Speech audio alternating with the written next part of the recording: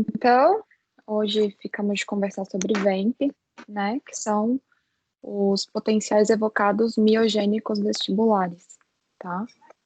Então, antes da gente começar a falar exatamente do exame, eu acho que é importante que a gente entenda as estruturas que a gente está examinando, né? Então, só para a gente relembrar, em cada um dos nossos labirintos, a parte posterior, a gente tem 5 receptores sensoriais, né? 3 são as cristas ampulares dos canais semicirculares e 2 as máculas do sáculo e do trículo, né? Lembrando ainda a parte de anatomia. Gente, tem alguém com o microfone ligado que tá fazendo muito barulho.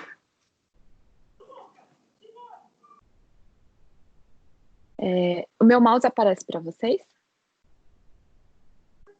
Aparece. Beleza. Então, lembrando a parte da anatomia, o nervo vestibular superior vai fazer a inervação do canal semicircular anterior e lateral e da mácula do trículo. E o nervo vestibular inferior vai fazer a inervação da mácula do sáculo e do canal semicircular posterior, né? Então, é importante a gente ter essa anatomia, ter isso em mente para a gente entender o exame que a gente vai ver hoje. Só para retomar, então, do que a gente já conversou, de alguns exames. O VERIT, então, é um exame que vai examinar as cristas ampulares, né, em altas frequências. A prova calórica vai examinar o canal semicircular lateral, em baixas frequências. E hoje a gente vai conversar dos VEMPs, que vão, então, examinar as máculas do trículo, o VEMP ocular, e a mácula do sáculo, o VEMP cervical, tá bom? Então, todos esses receptores sensoriais que a gente tem, eles informam para a gente, basicamente, a nossa relação com o espaço e as mudanças do nosso corpo, sobretudo da nossa cabeça, em relação ao espaço, à gravidade, né? E isso é muito importante para que a gente desenvolva estratégias, tanto para corrigir a posição dos nossos olhos à medida que a gente movimenta a cabeça, tanto para a gente corrigir a nossa postura, né, em relação à gravidade, para que a gente não caia, né, e mantenha um bom equilíbrio. Então, os principais reflexos vestibulares, a gente tem muitos, mas os principais envolvidos na nossa manutenção postural, na manutenção do nosso equilíbrio, é o RVO e o RVE, como a gente sabe. Falando um pouquinho especificamente da mácula, que é o nosso objeto de estudo hoje, diferentemente das ampolas, que vão perceber a aceleração angular da cabeça, as máculas, elas têm a percepção da aceleração linear da cabeça, tá? Então, alterações lineares e alterações gravitacionais. E também da nossa visual vertical subjetiva, né? A gente sabe que, normalmente, a gente tem a informação visual presente e a gente acaba se orientando em relação ao plano vertical pela aferência visual. Mas em situações em que a gente está privado dessa informação visual, o que vai informar para a gente sobre qual é o plano, qual é a verticalidade, é exatamente a mácula, tá? Então, a mácula do sáculo, como a gente está vendo aqui, ela fica disposta dentro do órgão verticalmente, e ela vai responder às acelerações lineares nesse plano crânio-caudal. E da mesma forma, as alterações do nosso corpo em relação à gravidade, então subir e descer o corpo. Já a mácula do trículo, ela está disposta horizontalmente, tá? Dentro do labirinto. E ela vai ser responsável, ela vai responder mais às acelerações horizontais, então, por exemplo, no carro, andar de patins, esses deslizamentos horizontais, e a movimentação da nossa cabeça de um lado para o outro, de frente para trás. Então, a alteração do plano da nossa cabeça em relação à gravidade. Como a gente pode ver aqui, tá? Quando a gente faz uma flexão ou uma extensão da cabeça, uma lateralização, a gente tem uma alteração da posição da nossa mácula no espaço, como no caso da mácula, diferentemente das ampolas dos canais, a gente tem a presença das otocônias, né, sobre essa substância gelatinosa. Essa mácula, ela é sensível à alteração gravitacional. Então, é como se essas otocônias fossem puxadas pela gravidade e acabam deflagrando estímulos aí, né, estimulando e gerando um potencial de ação nas nossas células ciliadas, tá? Então, o que é o VEMP? Então, como o nome diz, o VEMP é um potencial evocado no sentido de que ele surge a partir de um estímulo, tá? Ele não é espontâneo. Miogênico, ou seja, ele vem de um músculo e tem origem vestibular, tá? Então, o que consiste? Como é o exame? A gente vai fazer uma estimulação do labirinto, tá? Mais especificamente do vestíbulo. Uma estimulação que pode ser sonora, vibratória ou galvânica, mais usualmente sonora, tá? E dessa estimulação a gente vai ter como resposta uma contração muscular, tá? E é isso que a gente capta, então, como resposta nesse exame. A alteração do potencial elétrico, é um exame eletrofisiológico, que é o potencial elétrico gerado pela contração desse músculo. No caso do VEMP ocular, né, que está testando o trículo, a gente vai estar captando uma resposta que é gerada pela via do RVO e do nervo vestibular superior, e do VEMP cervical, que é o mais usado na prática, a gente está vendo aqui a via do RVE, do vestíbulo espinhal, e do nervo vestibular inferior, tá? Como eu disse, o que é mais aplicado na prática é o VEMP cervical, tá? Então, vocês vão ver que a aula praticamente inteira vai ser sobre ele, e depois a gente vai complementar um pouquinho com o VEMP ocular, mas a nível de estudo, de aplicação clínica, o VEMP cervical ele é muito mais bem padronizado e acaba tendo, por isso, muito mais aplicação, tá bom? Então, como eu disse, o VEMP, ele vai ser, o exame a gente vai fazer uso de um estímulo sonoro que obrigatoriamente vai ser um estímulo intenso e abrupto, tá? Geralmente aqui a gente usa o tone burst para fazer o VEMP, que é como se fosse o clique frequência específico, né? Que vai fazer, então, uma ativação, no caso do VEMP cervical, do sáculo, né? Essa ativação é feita como que por um resquício filogenético auditivo que a gente tem nos nossos órgãos vestibulares, tá? Nas nossas máculas. Então, filogeneticamente, há muito tempo, a mácula do sáculo e do trículo tinham função auditiva. Então, até hoje, persiste essa possibilidade de fazer uma ativação dessas estruturas por meio de um estímulo sonoro intenso, tá? E o sáculo é mais sensível ao som em relação ao trículo, tá? Como que isso acontece? Quando a gente tem essa estimulação em alta intensidade, a gente sabe que pela via normal, pela via aérea, isso vai ser conduzido na orelha média pela cadeia oscular e vai chegar até a platina do estribo, né, que vai fazer aquele movimento de pistão, gerando um movimento da endolinfa. Esse movimento da endolinfa vai movimentar ali as otocônias e isso vai gerar uma resposta que é o que a gente vai captar, tá bom? Seja do RVE, seja do RVO. Então, aqui para a gente entender qual é a via do VEMP cervical. A gente vai fazer um estímulo sonoro intenso, que vai fazer uma ativação da mácula do sáculo. Isso vai ser conduzido via nervo vestibular inferior até o nosso núcleo vestibular, principalmente o lateral, que é o que recebe as informações relacionadas ao RVE, e integrado com o vestibular inferior ou descendente, essa informação vai descer pelo trato vestíbulo espinhal medial, tá? Até o nervo acessório, e a gente vai captar essa resposta, então, no músculo esternocleidomastoide, tá bom? Qual que é a ideia? Em que situação fisiológica isso acontece? Quando a gente tem movimentação da cabeça para um lado ou para o outro, se você inclina a sua cabeça, por exemplo, para o lado direito, né? Seja só a cabeça, seja o tronco.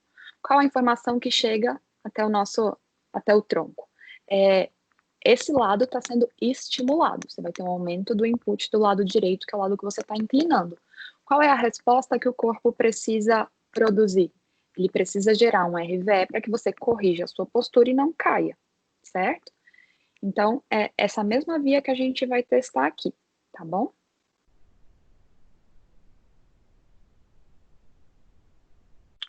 Bom, aqui só para, então, mostrar numa outra figurinha, mas a mesma via.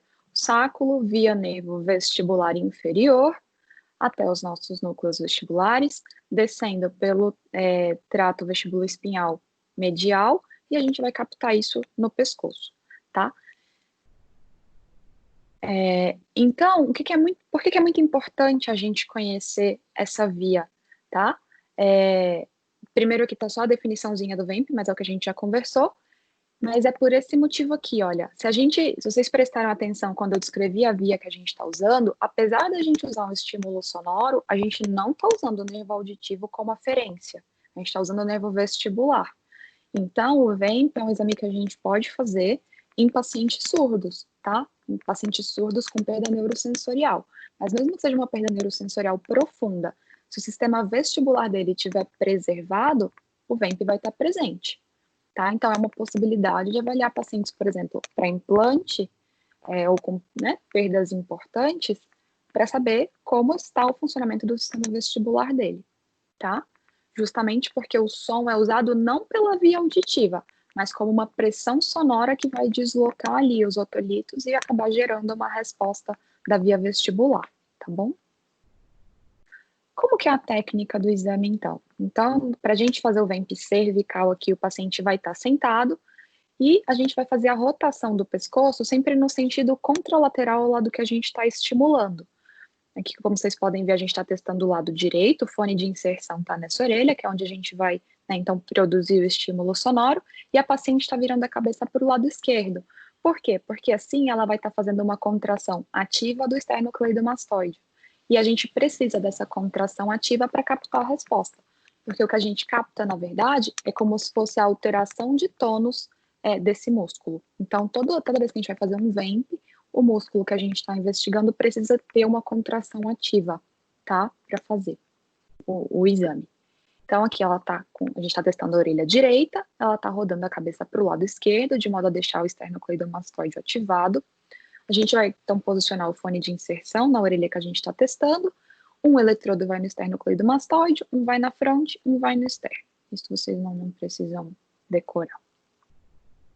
E o que vai influenciar no exame, então? Quais são os pontos que a gente precisa saber?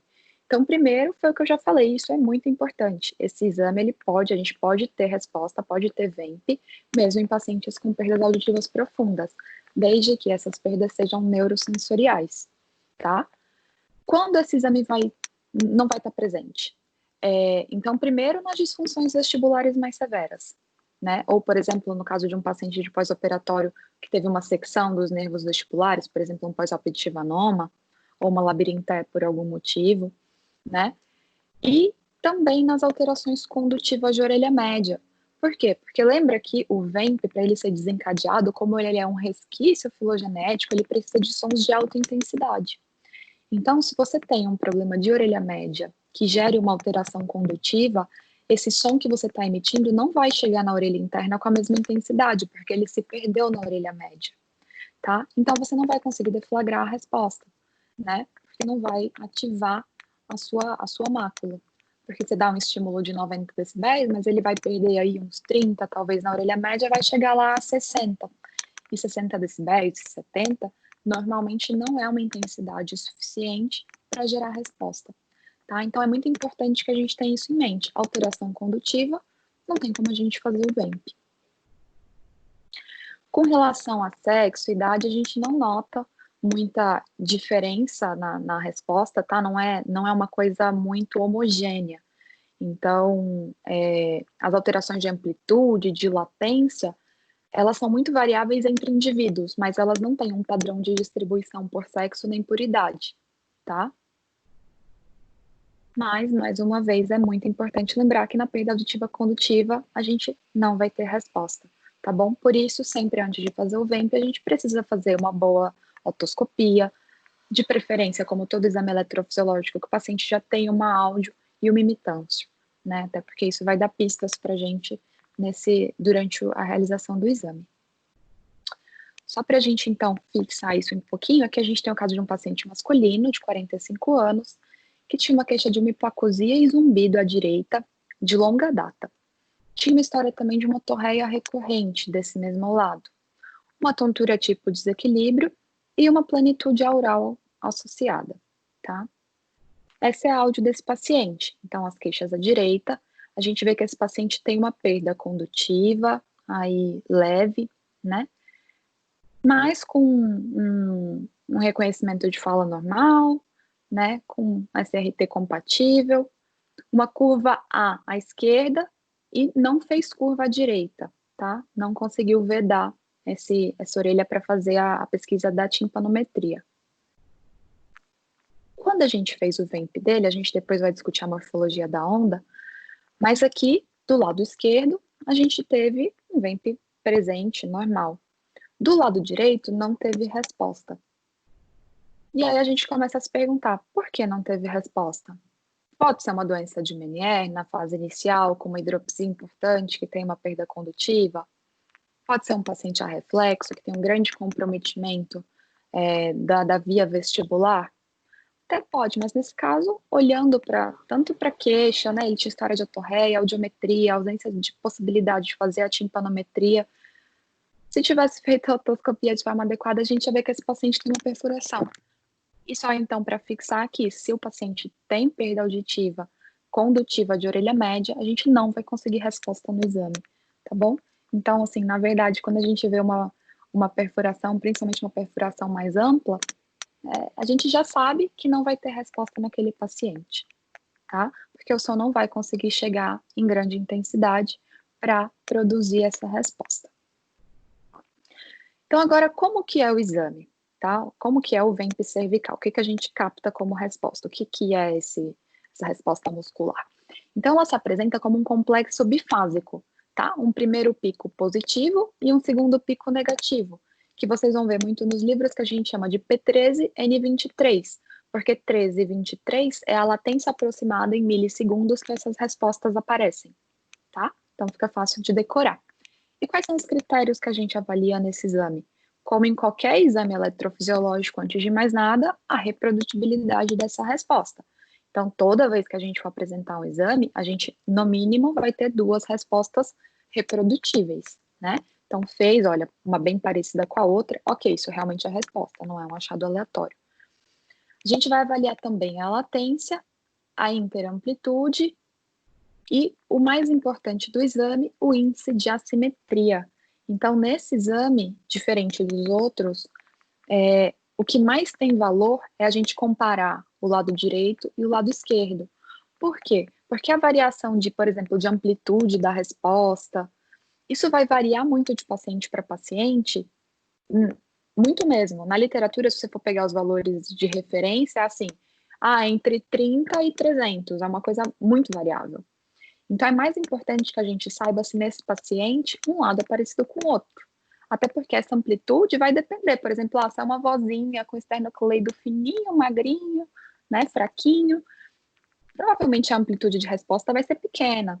Um paciente jovem com esternocleido grande, né, que consegue manter uma boa contração durante o exame, certamente a amplitude de resposta desse paciente vai ser muito melhor.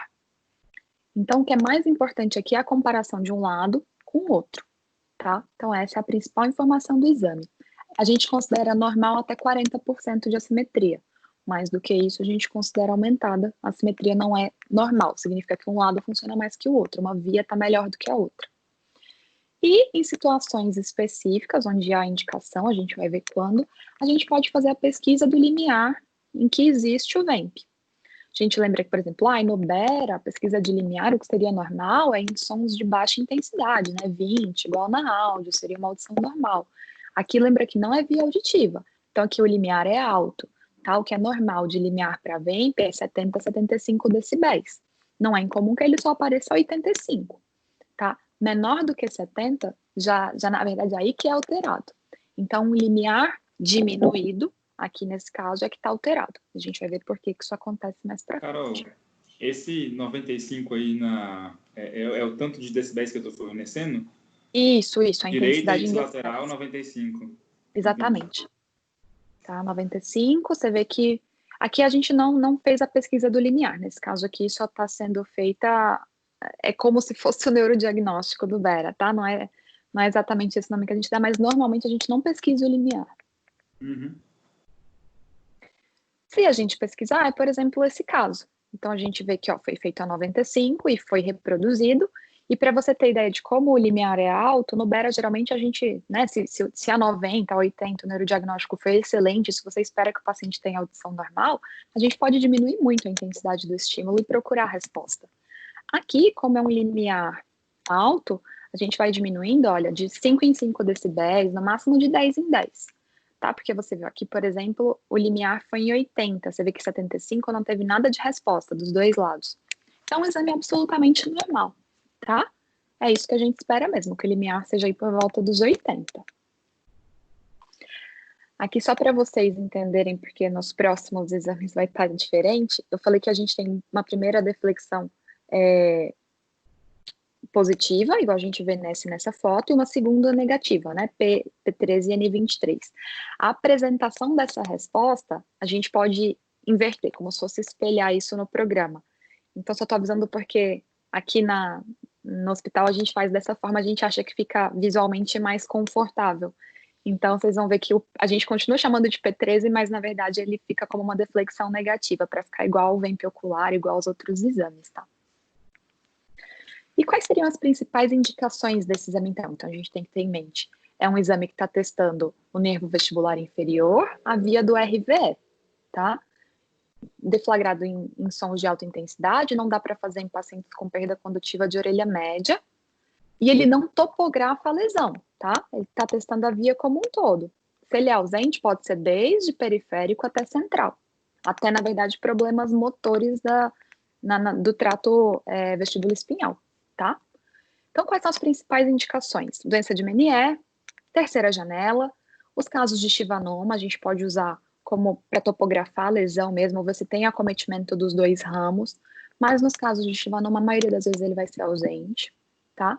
Nos casos de surdez súbita, para confirmar uma reflexia vestibular, né, porque geralmente a gente vai testar esses pacientes para ver a função vestibular com a calórica, mas a calórica está pegando o nervo vestibular superior.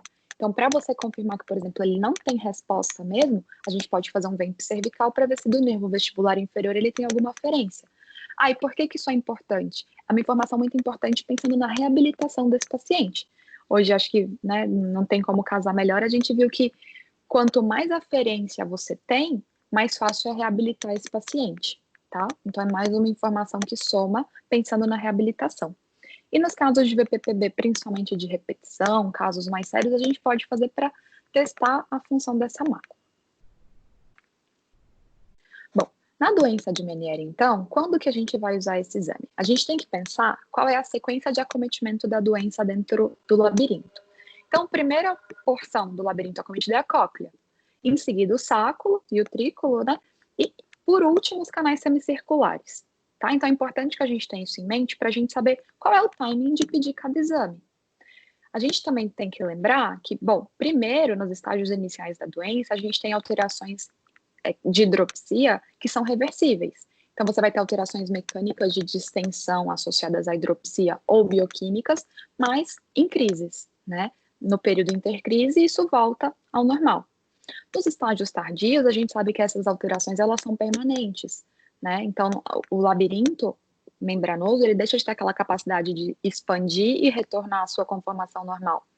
Então, a gente já começa a ter alterações, da mesma forma que acontece na cóclea, no sáculo, no trículo, alterações morfológicas permanentes com a perda de células ciliadas, tá?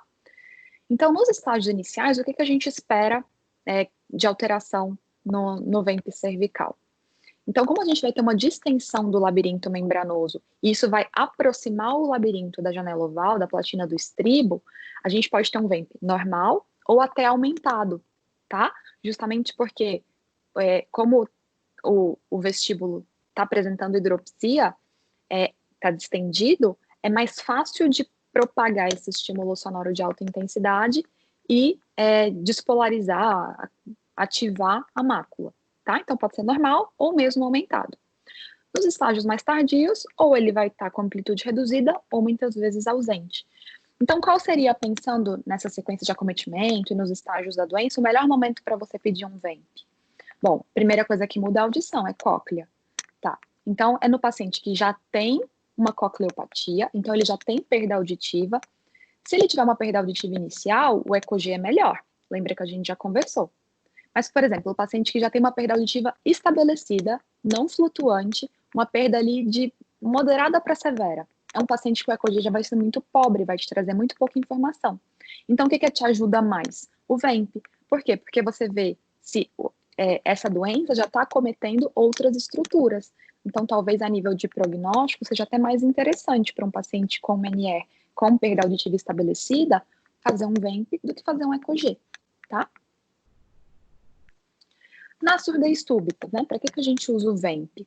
Então, a gente sabe que no caso da surdez súbita, os pacientes que apresentam resposta ao VEMP, eles têm uma recuperação mais favorável, tá? Tem muitos trabalhos que trazem isso, eles realizam o VEMP do paciente na surdez súbita e quando ele é preservado, esses pacientes costumam ter um desfecho melhor, uma recuperação auditiva melhor com o tratamento, tá? No caso de surdez súbita de pacientes que têm vertigem, inclusive, a gente sabe que o sáculo é muitas vezes mais acometido que os canais semicirculares. Então, se você faz, por exemplo, um VEMP ou uma calórica ou um VRIT, você vai pegar mais alteração no VEMP do que nos exames que estão testando os canais, tá? E, mais uma vez, o prognóstico da surdez súbita é tanto pior quanto mais coisa acometida a gente tem, tá? Então, se for só a cóclea, ótimo. Se já pega vestíbulo, se pega canal, pior ainda, tá? Então, se você tiver que fazer um exame complementar além, se tiver disponível, o VEMP também é uma boa opção. E no caso da síndrome da terceira janela, não sei se vocês lembram, aqui o mais comum é a deiscência do canal semicircular superior, né? Que são aqueles pacientes que vão ter tontura, geralmente vertiginosa, de curta duração, que vai ser induzida por ou um som de grande intensidade ou por uma pressão, né? Seja do trago, seja produzida por equipamento a nível de teste em ambulatório, né? Geralmente esses pacientes têm perda auditiva condutiva, mas na imitância eles têm uma curva normal, o que mostra que não é um problema de orelha média, né? Lembrar, a terceira janela é a orelha interna, e tem reflexos presentes. Então, isso é muito importante, inclusive, para vocês terem em mente, porque a terceira janela é um dos principais diagnósticos diferenciais com a otosclerose, né? Um paciente com perda condutiva, uma perda mais ou menos em estágio inicial, com tontura, a gente sempre tem essa dúvida, né? É autosclerose, é terceira janela, e como a gente diferencia? Principalmente o tipo de curva ajuda, mas na autosclerose ela também pode ser tipo A, não obrigatoriamente a gente vai ter uma curva achatada, mas principalmente isso, tá? Reflexos presentes. Perda condutiva de orelha média dá ausência de reflexo. Perda condutiva de orelha interna preserva reflexo, tá? Então, aqui é importante a gente ter essa diferenciação. Assim como no Meniere, a terceira janela faz uma perda condutiva, mas de orelha interna, não de orelha média, tá?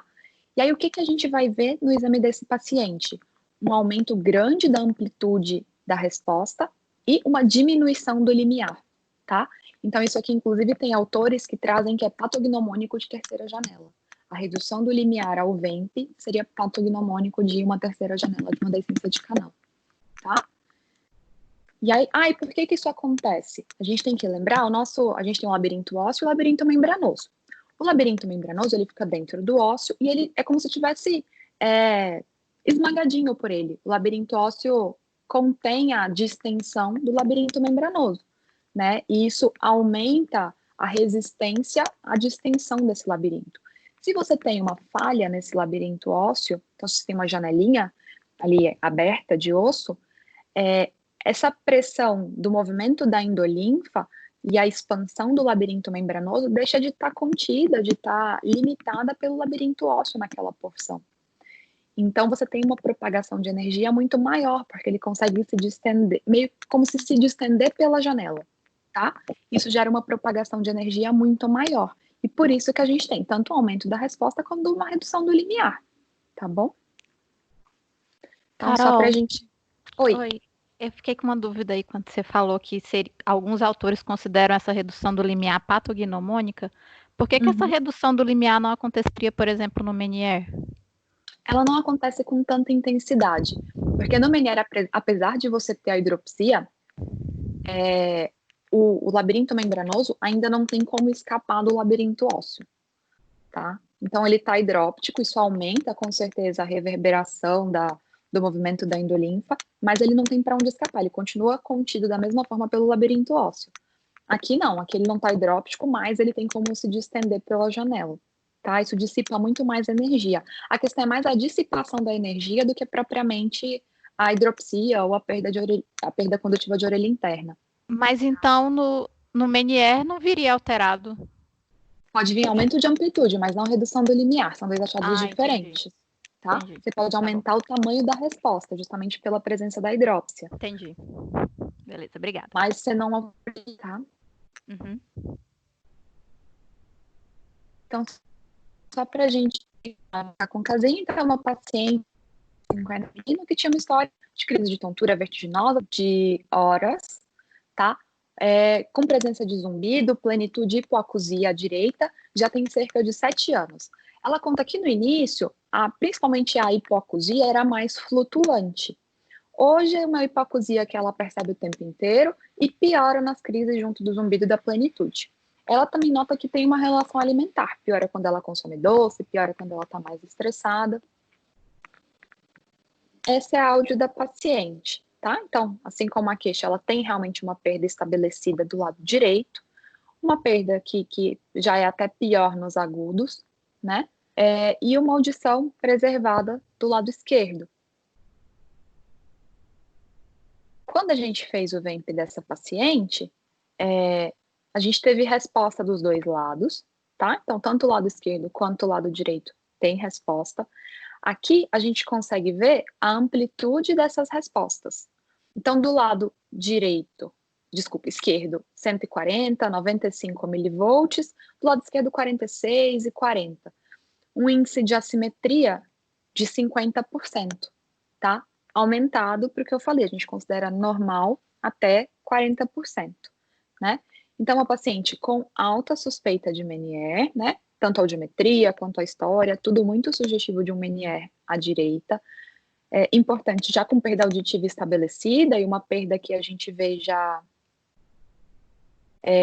de moderada, né? Então, que já vai trazer um ECOG meio ruinzinho. E já com acometimento também de mácula. Então, mostrando uma doença, o Meniere realmente já mais avançado, tá? Prognóstico um pouco pior, no caso dela. Aqui uma paciente do sexo feminino de 45 anos com crises de vertigem de segundos, de curta duração. E, na verdade, o que mais incomodava ela era um zumbido à esquerda. Essas crises vertiginosas eram muito esporádicas, ela não associava um gatilho muito evidente, tá?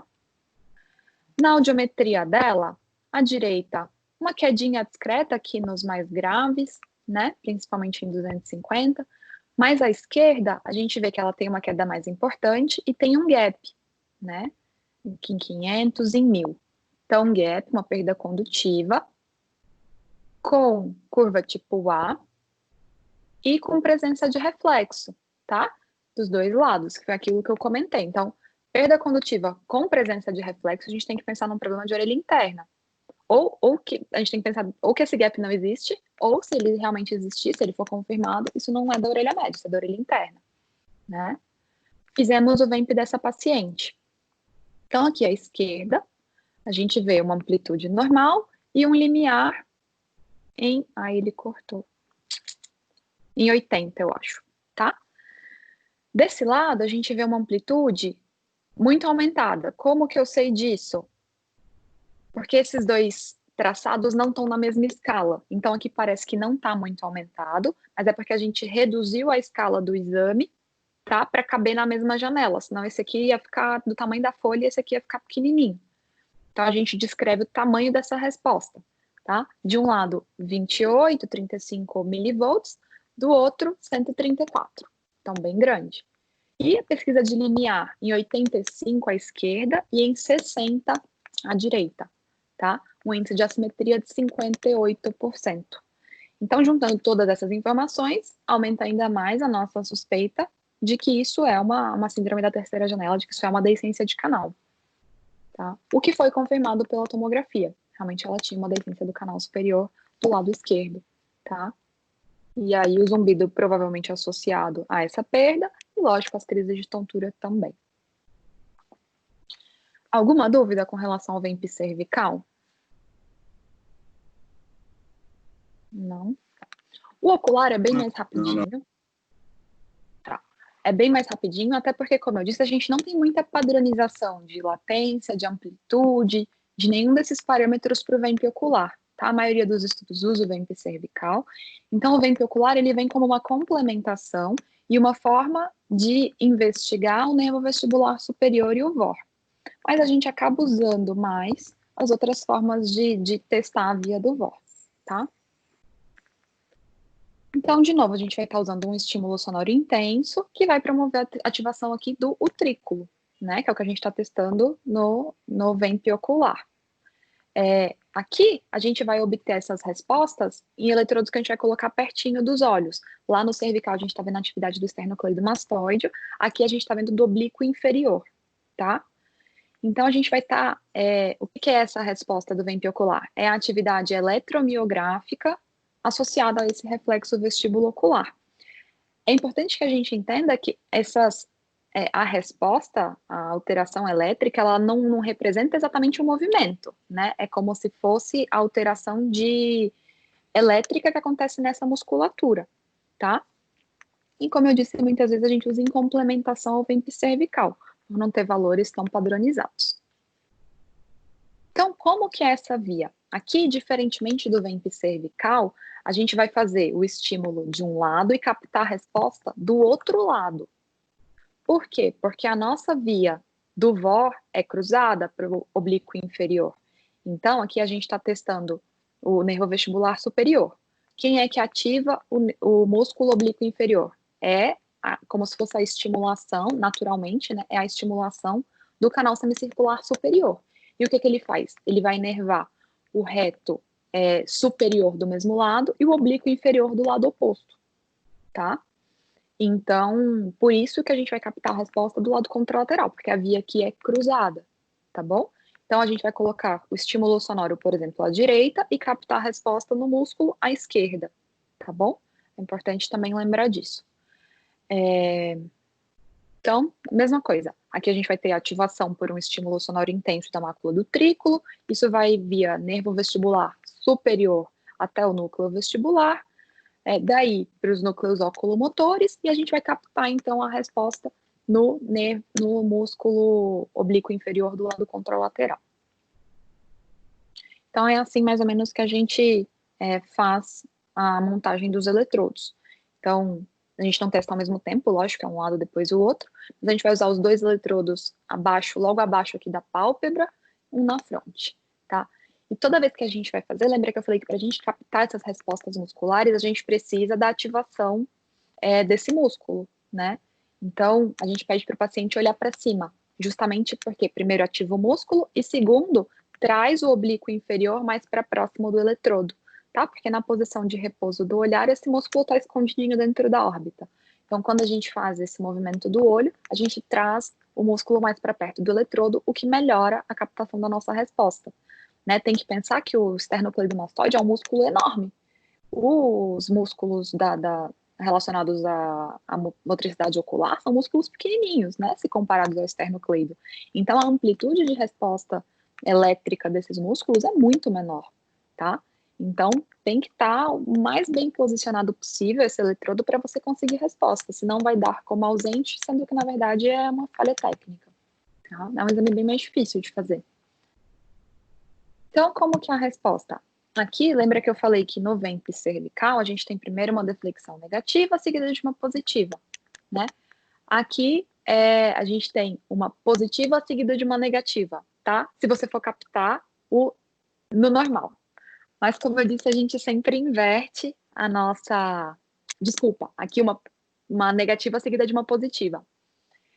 A gente sempre inverte o VEMP cervical para ficar igual à apresentação aqui do VEMP ocular. Então, todos os exames a gente vai ver dessa mesma conformação. Você vê que o padrão de resposta é muito parecido, tá? Se você olhar sem saber a latência, sem saber nada, você nem consegue, sem saber a amplitude, você nem consegue diferenciar qual é o exame, só de bater o olho.